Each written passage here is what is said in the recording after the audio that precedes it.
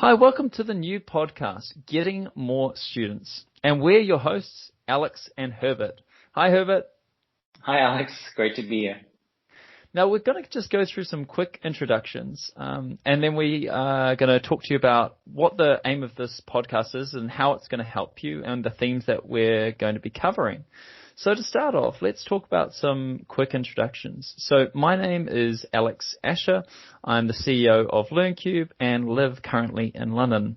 Now, by my accent, you can tell that I'm also a Kiwi. So I'm a New Zealander based over here, one of the many hundreds and thousands that are over here.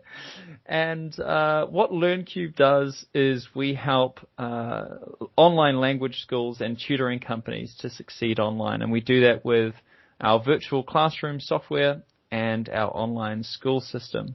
And why this is helpful is if you're listening in and you manage a language school or an online tutoring company, we actually have a lot of exposure to a great range of different companies and a great range of different customers. And that's given us some really unique insights. And one of those insights that we're going to be focusing on, the main theme, is going to be on marketing. So that's how I fit in. And then why I joined with Herbert is going to be very obvious by his next introduction. Sure, thanks. Well, my name is Herbert Gerzer. I'm the founder of an advertising agency called herbertgerzer.com, and we help language schools and education providers get more leads and enroll more students through paid social media marketing. And yeah, really, our, experience goes hand in hand, Alex. And yeah, that's kind of the reason why we decided to launch this podcast. That's right. And so if you're listening in, this is a podcast for owners and marketing managers of language schools and tutoring companies. Why? Because that's what we're going to be talking about nonstop in this podcast. And we're going to be running weekly podcasts. And why? Also, this has actually been a long partnership of Herbert and I. We've actually been running free Q&A sessions on marketing in particular, particularly over this last year. And we just thought, hey, we've got this, we're getting the same questions, we're getting the same ideas, but we don't have it in a way that's a bit more permanent, and a little bit more chronological or a little bit easier for us to structure. So that's the goal of this podcast, is to kind of help with that. And why do language schools and tutoring businesses need help in marketing? What do you think? And what have been the challenges you've noticed so far, particularly in this last year, Herbert? Right, absolutely. I mean, the education industry, both language schools and tutoring companies have had to transition very quickly, some more than others, to the new way of learning online. And especially a lot of physical language schools have suffered. They're not getting any students from international countries anymore. So they needed to pivot to online courses, and they don't know how to market these types of offers and programs effectively in this new medium. So that is probably one of the biggest challenges facing the education industry at the moment. There are other ways. Absolutely. So also people have been struggling with not just the marketing side of things, but also the online learning part of that business.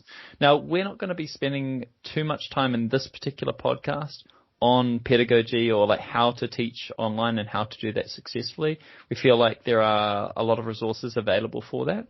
But one of the things that we know is a struggle is, when people, every company has competition, and now more than ever, how do we compete effectively online? There's a really large opportunity to go after. In terms of trends, like online tutoring and online language education, that is totally here to stay. This behavior is not going to be going away. Sure, the tide will recede a little bit, particularly as more in-person can happen. I mean, in-person's fantastic, by the way. It's just that a lot of people have seen the benefits of online tutoring and online education, and are now seeing that as something that they're willing to either have as part of their repertoire of learning, or actually possibly their preference. So with online tutoring and education here to stay, that really kind of brings us up to some pretty interesting growth stories we're seeing in the online tutoring and language space, isn't it, Herbert? I mean, what are some of the news that you've noticed recently? Yes, I mean, I'm based in Austria, and one of the success stories that's coming out of Vienna is a tutoring company called GoStudent, an online tutoring company, of course.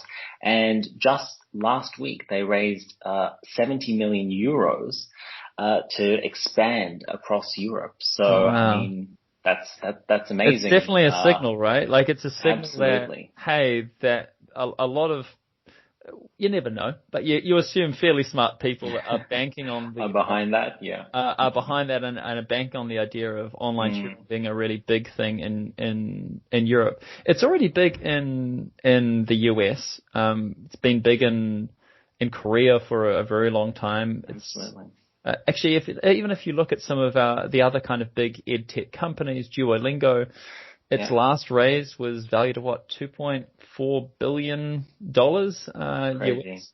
And they're looking to IPO soon. That's right. That's right. Chinese tutoring companies, particularly the language companies like VIP Kid and Data and many of the others, are all valued in the multiple billions of dollars. So these are all really strong signals that online tutoring and language education is here to stay. And again, part of our promise and our goal of this is to help be a bit of an equalizer. Like, how can we help those that maybe don't have the same resources to kind of learn, and also those that do have resources to find new ideas as well. Like, this is definitely open to those that can make the most of these ideas.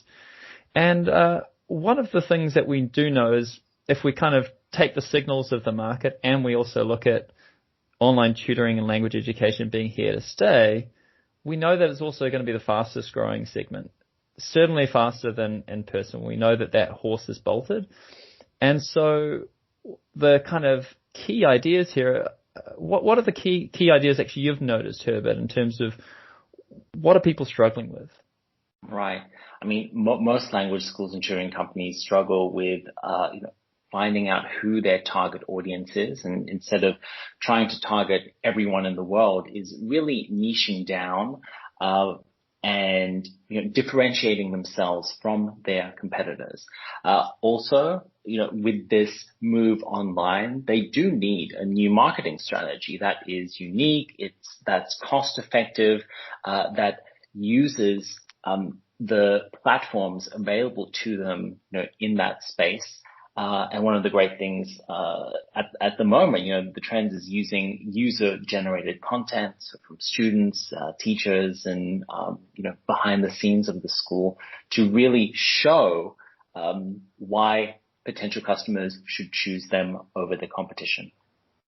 Great points. And so that's why we're going to be focusing on a number of themes in this podcast, and also not going to be following a bunch of themes. The things that we're going to be looking at high level is, online marketing strategy. I think online is the key area that we're looking at. We're not going to be predominantly looking at, whether it's magazines or newspapers or any other kind of print. This is going to be focusing on online marketing strategy. Herbert's main area actually is in paid online advertising. So there's going to be some podcasts focused on, the usual suspects that you'd imagine: Facebook, Instagram, Twitter, YouTube, Google Ads, LinkedIn, etc. TikTok. So we're going to be looking at these and helping you understand what their real superpower is and how to apply them. Already in just those different segments, you can already see some opportunities for differentiation and opportunities for you to expand your online tutoring or language business. We're also going to be looking at social media and content marketing strategies. We're going to be looking at funnels, how can we use websites and landing pages.